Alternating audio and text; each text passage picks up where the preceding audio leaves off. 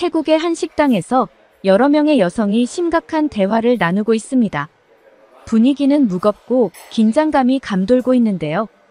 그때 한 여성은 눈에 띄게 화가 나 있는 듯 친구로 보이는 다른 여성을 향해 강하게 말을 던집니다. 너도 이제 그만해. 그렇게 한다고 해서 너한테 좋을 게 뭐가 있어? 너 한때는 한국을 누구보다 좋아했었잖아. 그런데 지금은 무슨 이유 때문에 누구보다 앞장서서 반한 감정을 퍼뜨리는 거야? 그녀의 말에는 실망과 분노가 섞여 있습니다. 한때는 가까웠던 두 친구 사이에 어떤 갈등이 있는 것인지 그들의 대화는 식당 안의 공기를 더욱 무겁게 만들고 있는데요. 도대체 이 여성들에게 무슨 일이 있는 것일까요? 지금 사연 바로 시작합니다. 잠깐 영상 시청 전 좋아요 한 번씩 눌러주시면 감사하겠습니다. 안녕하세요. 저는 태국에 살고 있는 린차야입니다. 저는 현재 태국 관광청에서 일하면서 태국이란 나라를 전 세계에 알리는 일을 하고 있는데요. 제가 맡은 일은 보통 외국 여행사와 협력해 태국의 전통 시장 투어나 사원 방문 같은 체험형 관광 패키지를 개발하고 국제 관광 박람회에 참여해 태국 문화를 직접 체험할 수 있는 프로그램을 기획하기도 합니다. 그리고 외국 언론과의 협력을 통해 태국 문화를 알리는 기사를 작성하는 일도 하고 있어요. 제가 이렇게 사연을 보내는 이유는 요즘 태국에서 한국에 대한 반감이 커지고 있다는 얘기를 많이들 들으셨을 것 같아서예요. 그런데 꼭 말씀드리고 싶은 건 모든 태국인들이 그런 감정을 가지고 있는 건 아니라는 것입니다. 사실 태국은 아시아에서도 K-팝 열기가 정말 뜨거운 나라 중 하나거든요. BTS나 블랙핑크 같은 아이돌은 태국에서 엄청난 인기를 끌고 있고 그 중심에는 블랙핑크의 리사가 있죠. 리사는 태국 북동부의 부리람이라는 작은 도시에서 태어났어요. 그곳은 태국 내에서도 빈부격차가 큰 지역 중 하나로 많은 사람들이 성공을 꿈꾸지만 현실적으로 어려운 환경이죠. 그런데 리사는 그런 어려운 상황 속에서도 자신의 꿈을 이루기 위해 한국으로 건너가 세계적인 K-팝 그룹 블랙핑크의 멤버로 성공하게 됐어요.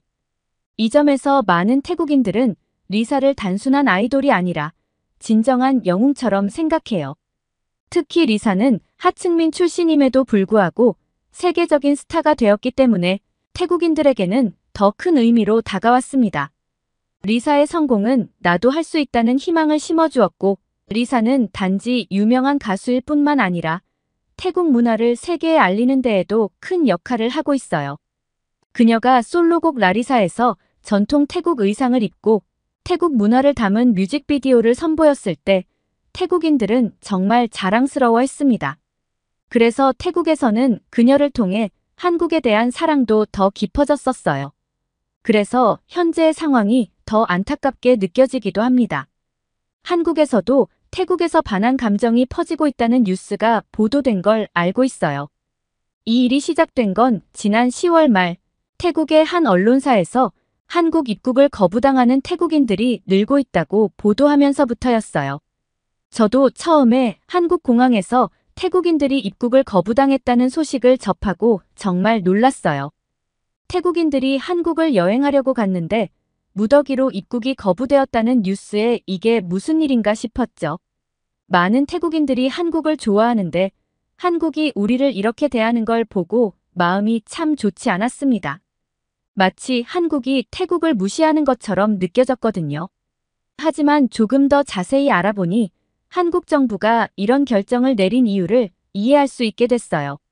사실 한국에는 불법 체류 중인 태국인들이 상당히 많다고 합니다. 한국 정부에 따르면 현재 한국에 거주 중인 불법 체류자 중 태국인이 가장 많은 비율을 차지하고 있고 이들 중 상당수가 관광 비자를 이용해 입국한 후 체류 기간을 초과해 불법으로 일하거나 머무르고 있는 상황이라는 거였어요. 한국에서 불법 체류하고 있는 태국인의 수가 2015년 5만 2천여 명에서 작년 15만 7천여 명으로 무려 3배 가까이 급증했다고 하더라고요. 이 사람들은 모두 합법적인 비자 없이 몰래 한국에서 살고 있는 거죠. 사실 태국은 비자 면제 국가라 원래는 인천행 항공권만 있으면 최대 90일까지 체류가 가능했었어요. 그런데 이걸 악용해서 불법 체류하는 사람들이 많아지니까 한국 정부가 전자여행 허가 제도를 도입해서 입국 심사를 더 강화한 거예요. 그래서 일부 태국인들은 한국의 입국 심사를 피해보려고 제주도를 공략하기 시작했는데 실제로 제주도에서는 입국 심사를 통과한 태국인 관광객 중 일부가 관광 일정에서 이탈해 사라지는 경우가 많고 이들 대부분은 육지로 밀항을 시도했다고 하더라고요.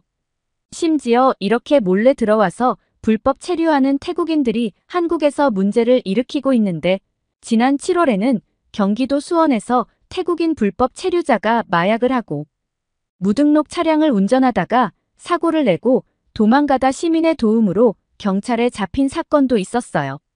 또 최근 경기 안양에서는 태국인이 500억 원이 넘는 필로폰 16kg을 반죽 기계에 숨겨서 국내로 밀반입하려다가 잡힌 사건도 있었다네요.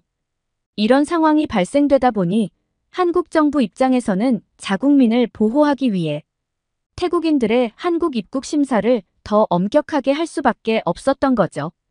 불법 체류자로 인해 한국의 치안 문제가 불거지기도 했고 또 자연스럽게 자국민의 일할 곳을 빼앗는 게 아니냐는 지적도 나왔었기 때문입니다. 그래서 한국 정부의 입장에서는 이런 조치가 불가피했겠다는 생각이 들기도 했습니다.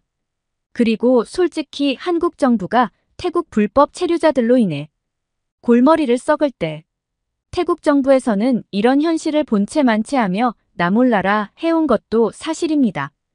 여러 상황을 생각해보니 태국인으로서 오히려 한국에 미안하고 부끄러운 마음이 들더군요. 하지만 대부분의 태국인들은 이런 사실을 잘 모르고 한국에 강한 불만을 드러내기 시작했어요. 심지어 태국에서 잘 알려진 인플루언서마저도 한국에 입국하려다 공항에서 거부당했고 이 인플루언서가 한국에서의 입국 거부 경험을 소셜미디어에 올리자 많은 태국인들의 분노는 더욱 빠르게 확산되었습니다.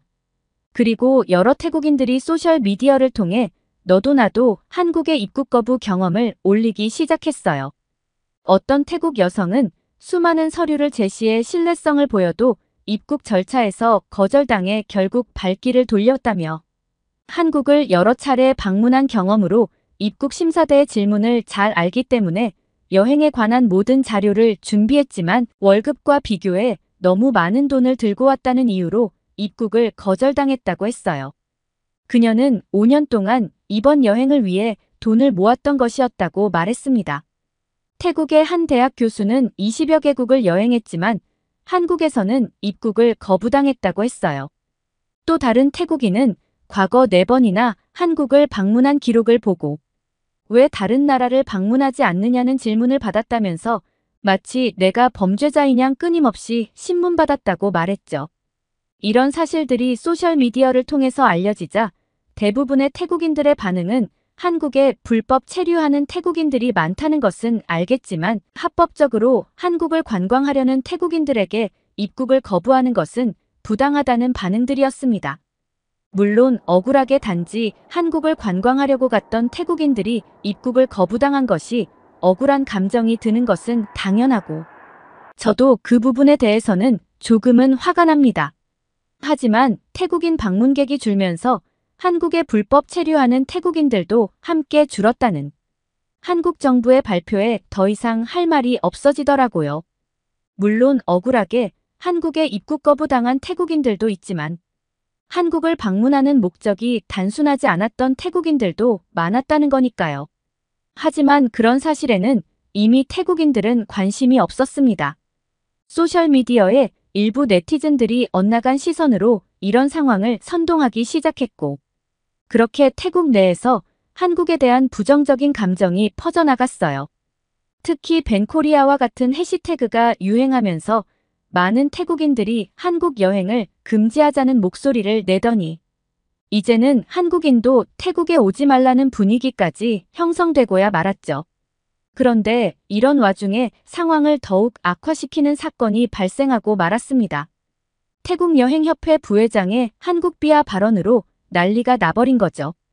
태국여행업협회 부회장은 일본 매체인 니케이 아시아와의 인터뷰에서 한국을 찾는 태국인 관광객이 감소한 것은 관광 명소가 부족하기 때문이고, 한국 명소는 인기 영화와 넷플릭스 콘텐츠를 통해 알려졌기 때문에 수명이 짧다고 말하면서 중국과 일본에는 더 많은 명소와 비자 면제, 덜 비싼 가격, 놀라운 전망, 좋은 분위기 등 매력이 있다고 말했어요.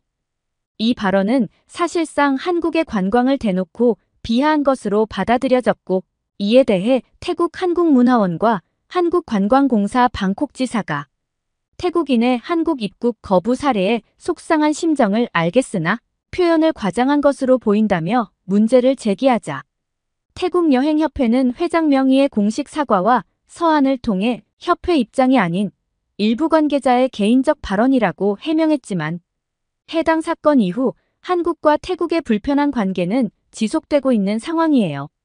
그런데 태국여행협회장의 이런 발언은 현지 민심을 이용한 하나의 마케팅 전략이었을 가능성이 커요.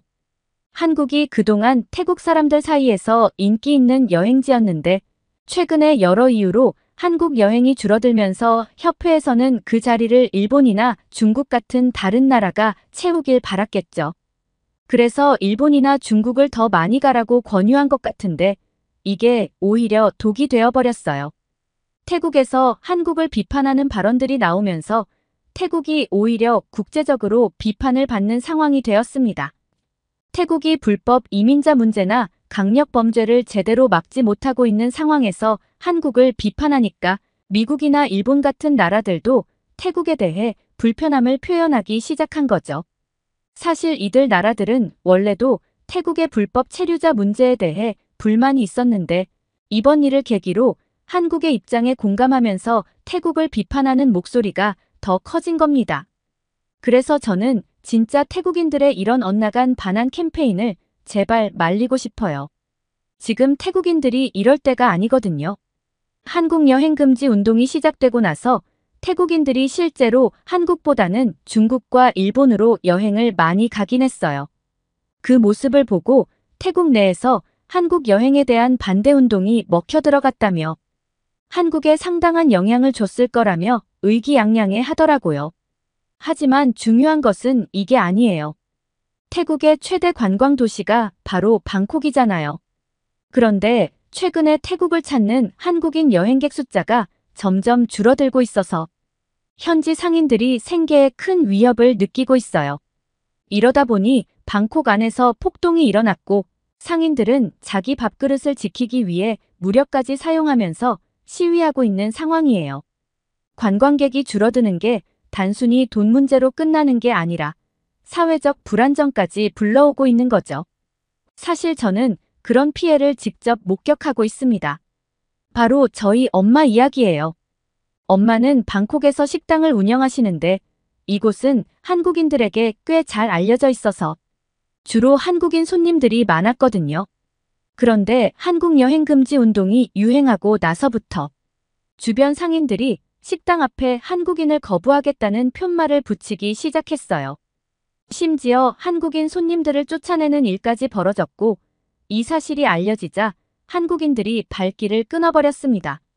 당연히 엄마 식당에도 손님이 더 이상 찾아오지 않게 되었어요. 상인들은 처음에는 한국인들이 안 와도 괜찮다고 생각했어요. 어차피 중국인들이 많이 올 테니까 한국인들쯤은 무시해도 된다고 여겼죠. 실제로 그 지역은 중국인들로 채워지기 시작했는데, 문제는 그때부터였습니다. 거리가 온통 중국 사람들로 가득 차다 보니 그들의 비상식적인 행동들이 눈에 띄기 시작했어요. 밥을 먹다가 일행과 싸워서 식당 집기를 던지기도 하고, 음식 양이 적다며 더 달라고 난리를 치거나, 화장실이 있음에도 가게 앞에서 아이가 소변을 보게 하는 등 정말 눈살이 찌푸려지는 행동을 서슴지 않고 하더라고요. 한국인을 거부하기 전까지만 해도 다양한 인종의 관광객들이 찾아와서 중국인들도 좀 눈치를 보며 행동했을 거예요. 그런데 지금은 완전히 자기들 세상이라고 생각하는지 여기가 태국인지 중국인지 헷갈릴 정도로 지역 상권이 지저분해졌습니다. 결국 엄마 식당이 있는 지역의 상권은 거의 죽어버렸고, 엄마도 코로나 때보다 더 힘든 상황인 것 같다고 하시더라고요. 이런 일을 겪는 것이 비단 저희 엄마만은 아닐 겁니다. 태국에서 관광업으로 생계를 이어가는 많은 분들이 비슷한 어려움을 겪고 계실 거예요. 관광객이 줄어들면서 생계에 큰 타격을 받고 있는 거죠. 이런 상황 때문에 태국 관광청에도 민원이 쏟아지기 시작했습니다. 민원 내용 중 대부분은 소셜미디어에서 유행하는 밴 코리아 운동을 막아달라는 요청이었어요. 그리고 그 운동을 벌이는 사람들은 일부일 뿐, 대부분의 태국인들은 여전히 한국인들을 환영한다는 사실을 한국인들에게 알려달라는 내용도 많았습니다. 태국 관광청도 사태의 심각성을 느끼고 분위기를 개선하기 위해 적극적으로 나섰습니다. 그 일환으로 태국인들이 한국인 관광객을 기다리고 있다는 메시지를 담은 유튜브 콘텐츠를 제작해 업로드하기도 했어요. 이렇게 많은 태국 사람들이 한국인을 환영한다는 사실을 알리고 오해를 풀기 위해 노력하고 있는 거죠. 이런 상황에서 제가 더 황당한 일을 겪었어요. 그날은 고등학교 시절 절친이었던 친구들을 만나는 날이었어요. 어디서 만날까 고민을 하다가 친구들이 저희 엄마 음식 솜씨가 그립다며 엄마 식당에서 만나자고 했습니다.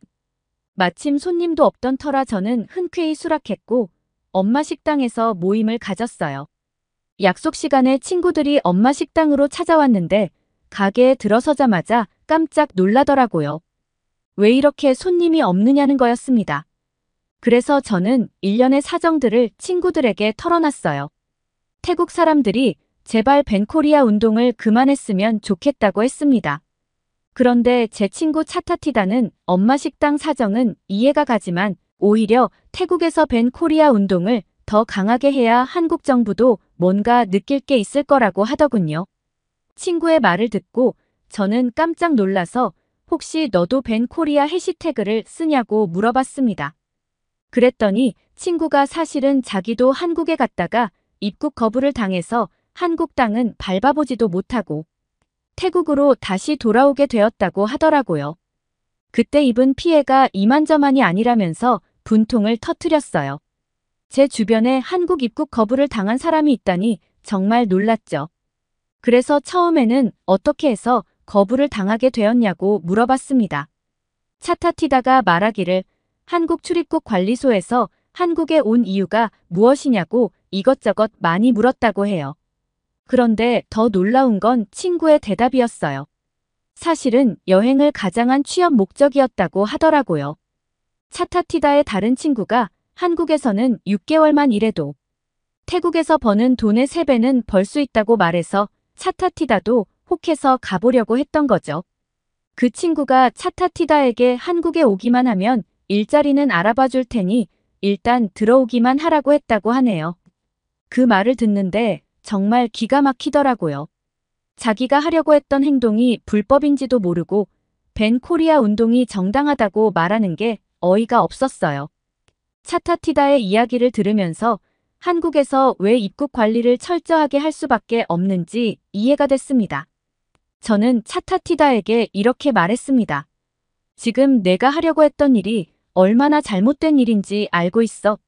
너처럼 개인의 이익을 위해 불법을 저지르는 태국인들 때문에 아무 잘못도 없는 그냥 여행을 하려고 한국에 가려는 수많은 태국인들이 입국 거부를 당하고 있어. 우리 엄마도 평생 성실하게 식당을 운영한 죄밖에 없는데 이렇게 입국 거부당한 태국인들의 엇나간 유행 때문에 피해를 보고 있잖아. 게다가 이 상황이 장기화되면 결국 우리나라 전체가 타격을 입게 될 거야. 그렇게 생각이 짧으면 어떡해? 지금 당장 그만둬야 해. 다신 그런 행동하지도 말고 밴 코리아 해시태그 운동도 그만하라고. 저는 차타티다에게 진심으로 따끔하게 충고했어요. 차타티다는 저의 충고에 처음엔 기분 나빠하는 것 같았지만 주변 다른 친구들이 제 말에 더욱 공감해주면서 차타티다도 자기가 너무 생각이 짧았던 것 같다면서 반성하더라고요. 그렇게 우리는 이런저런 이야기를 나누며 지각생 친구 아라야를 기다리고 있었습니다.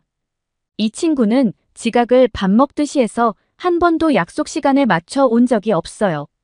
늦은 이유도 정말 다양해서 이제는 왜 늦었는지 듣는 게 오히려 더 기다려질 때가 있어요. 정말 기발한 핑계를 댈 때가 많거든요. 예를 들면 머리를 감는데 갑자기 단수가 돼서 생수로 머리를 감고 왔다거나 버스를 탔는데 지갑을 두고 와서 다시 집에 다녀오느라 늦었다거나 하는 식이죠. 아무튼 조금 정신이 없는 친구예요. 어렸을 때는 이런 문제들로 종종 다투기도 했는데 성인이 되고 나니 이제는 아라야가 이렇게 덤벙대는 모습이 그저 귀엽게 느껴져요. 약속 시간이 한참 지나서야 저 멀리서 헐레벌떡 뛰어오는 아라야가 보였어요. 그 모습을 보고 오늘은 또 무슨 이유로 늦었을까 궁금했죠. 그래서 다가오자마자 왜 늦었냐고 물어봤습니다. 그런데 아라야의 대답에 우리 모두 배꼽을 잡고 웃었어요. 약속 시간에 늦은 이유가 바로 중국 때문이라는 거였거든요. 하다 이제는 핑계가 너무 말도 안 된다고 다들 웃기다고 말했죠. 하지만 아라야는 심각한 표정이었어요. 이번엔 진짜라면서 자신이 그동안 중국 때문에 얼마나 스트레스를 받았는지 이야기하기 시작했습니다. 아라야는 몇 달 전부터 한국 여행을 계획하고 있었대요. 그래서 여행사에 가서 적당한 상품을 알아보기 시작했는데 여행사 직원이 지금 한국 입국 거부 사태가 자주 발생하니까 차라리 안전하게 일본이나 중국을 다녀오는 게 어떻겠냐고 권유하더래요. 직원은 지금 한국보다 더 좋은 프로모션 상품들이 많고 중국에도 좋은 명소가 많으니 한국보다 더 만족할 거라고 호언장담했죠. 그리고 실제로 보니까 중국 여행 상품이 너무 싸고 혜택도 좋아 보였대요. 그래서 아라야는 덥석 중국 여행을 계획했고 설레는 마음으로 떠났다고 했어요. 하지만 막상 가보니 상황은 상상 그 이상이었다고 합니다. 호텔은 사진과는 달리 낡고 지저분했고 방에서는 곰팡이 냄새가 진동하며 심지어 욕실 청결 상태도 엉망이어서 사용할 때마다 찝찝해서 환장하는 줄 알았다네요. 게다가 유명하다는 관광지는 사람들로 너무 붐벼서 제대로 구경할 수가 없었고 줄을 서서 기다리는데 그마저도 계속 새치기 하는 몰상식한 중국 사람들 때문에 한자리에서 몇 시간을 보냈다고 해요. 그리고 음식도 생각했던 것보다 입에 맞지 않았고 식당 직원들 손톱에는 까만 때가 잔뜩 끼어서 지저분한데 심지어 불친절하기까지 해서 너무 놀랐다고 했어요. 교통 상황도 엉망이어서 택시 잡기가 하늘의 별 따기였고 길거리에서 택시를 잡아도 바가지 요금을 내기도 했다고 하더라고요. 결국 아라야는 중국 여행 내내 불편하고 피곤한 일들의 연속이었다고 합니다. 그런 최악의 여행을 하고 나서 아라야는 그동안 한국에 가려고 모은 돈을 중국에서 다 써버린 사실에 너무 우울했대요. 그래서 한국이 그리워서 밤늦게까지 한국 드라마와 예능을 찾아보다가 늦잠을 자게 되었고 결국 약속 시간에 늦게 된 거였어요. 아라야가 중국에서 그런 경험을 하고 왔다는 사실을 듣고 좀 안쓰럽긴 했지만 그게 약속 시간에 늦는 것과 어떻게 연결되는지 참 신박하게 느껴졌어요. 아라야다운 이유라며 웃음이 나더라고요. 그래서 그날 우리는 속상해하는 아라야를 위로해주면서 언젠가는 우리도 다 함께 한국 여행을 한번 가는 걸 목표로 돈을 모으기로 했어요. 그때는 아라야도 지각하지 않고 딱 맞춰서 갈 수 있을 거라고 농담하며 웃었죠. 결국 아라야 덕분에 우리 모두 한국 여행이라는 새로운 목표가 생기게 됐고 그 생각만으로도 기분이 좋아지더라고요. 하지만 무사히 한국에 입국하려면 우리가 해결해야 할 문제들이 많다는 생각이 들었어요. 사실 한국이 태국인들의 입국을 거부하는 이유는 태국인들의 불법 체류 문제를 해결하기 위한 조치죠. 우리 태국인들이 한국에서 머무르려면 정당한 절차를 따라야 하고 그런 인식이 태국인들 사이에서 확산되어야 해요. 그래야 우리가 한국에 여행을 가서도 환영받고 좋은 대접을 받을 수 있을 거예요. 정상적인 국가라면 자국민들이 다른 나라에서 불법 체류하는 걸 부끄러워해야 하는데 한국이 불법 체류를 막았다고 해서 밴 코리아 운동을 하며 한국에 가지 말자고 하는 건 당장 중단해야 해요. 대부분의 관광객들이 한국에서 안전함을 느끼는 이유가 바로 엄격한 입국 심사와 마약 단속 그리고 불법 체류자를 막기 때문인데 우리 태국인들이 그런 한국의 질서를 망치고 있는 거잖아요. 이런 상황에서 한국에 대한 반한 감정을 갖기보다는 오히려 미안한 감정을 가져야 한다고 생각해요. 우리도 한국에서 환영받고 싶다면 먼저 우리 자신이 바뀌어야 해요. 불법이 아닌 합법적인 방법으로 입국하고 한국의 법과 규칙을 존중하면서 생활해야 하죠. 그런 인식이 우리 사이에서 자리 잡을 때 한국과의 관계도 자연스럽게 좋아지고 더 많은 태국인들이 한국을 편하게 방문할 수 있을 거예요. 그런 날이 오길 바라며 우리도 할 수 있는 일부터 시작해야겠습니다. 오늘의 사연, 어떻게 들으셨나요? 태국과 한국의 관계 속에서 벌어지는 일들, 그리고 우리 개개인의 행동이 얼마나 큰 영향을 미칠 수 있는지를 다시 한번 생각해 보게 됩니다. 불법 체류와 같은 문제는 단순히 개인의 문제가 아니라 국가와 국가 간의 신뢰와 안전에도 영향을 미친다는 것을 기억해야 할 것 같네요. 오늘의 사연이 좋으셨다면 구독과 좋아요를 눌러주세요. 여러분의 구독과 좋아요는 영상 제작에 큰 힘이 됩니다. 끝까지 시청해주셔서 감사합니다. 더욱더 감명 깊은 사연으로 찾아뵐게요.